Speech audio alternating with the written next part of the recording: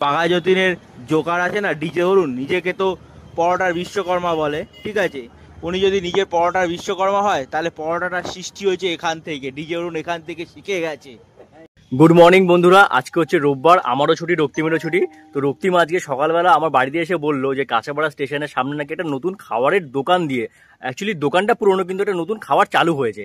তো আমাকে বলছে যে চল গিয়ে তোকে সারপ্রাইজ দেবো কি খাবার। এই খাবারটা নাকি সোশ্যাল মিডিয়া অনেক বিখ্যাত, অনেক ফেমাস হয়ে গেছে, এখন ট্রেন্ডে আছে। কিন্তু আমি বুঝতে পারছি না যে কি খাবার, কারণ অনেক খাবারই তো ট্রেন্ডে আছে এখন সোশ্যাল মিডিয়ায়।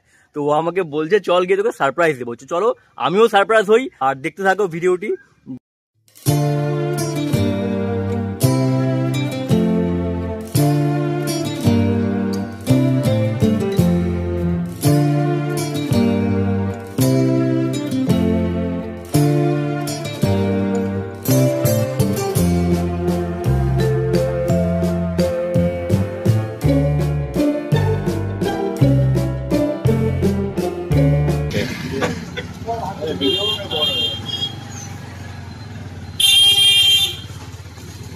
আমি খুবই সারপ্রাইজ হলাম, খাবারটা হচ্ছে পেটাই পরোটা।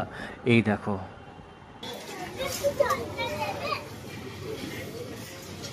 এইবার খেয়ে দেখি কেমন টেস্ট। এইখানে ডিজে অরুণের মতো আলুর দম দেয়নি, কিন্তু ঘুগনিটা আছে। ভালো খেতে, খুব ভালো। বল রক্তিম কেমন লাগছে? ভালো, আমি ডিজে অরুণেরটাও খেয়েছি, কিন্তু ডিজে অরুণের থেকেও যথেষ্ট ভালো পরোটাটা। সফট আছে। কি আছে সফট? বাঘা যতীনের জোকার আছে না ডিজে অরুণ, নিজেকে তো পরোটার বিশ্বকর্মা বলে, ঠিক আছে।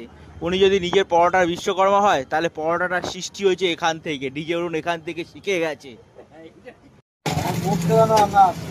হ্যাঁ, না না মুখ আসবে না। এই কাকা ক্যামেরা দেখে লজ্জা পাচ্ছিল আর বলছিল আমার মুখ যেন ক্যামেরায় না আসে, তাই আমি এই কাকার মুখ ক্যামেরায় কিন্তু আনলাম না। এই পরোটাটা সামনাসামনি বানাতে দেখে বেশ ভালোই লাগছে, কারণ এত বড় পরোটা তো আমরা সচরাচর বানাতে দেখি না।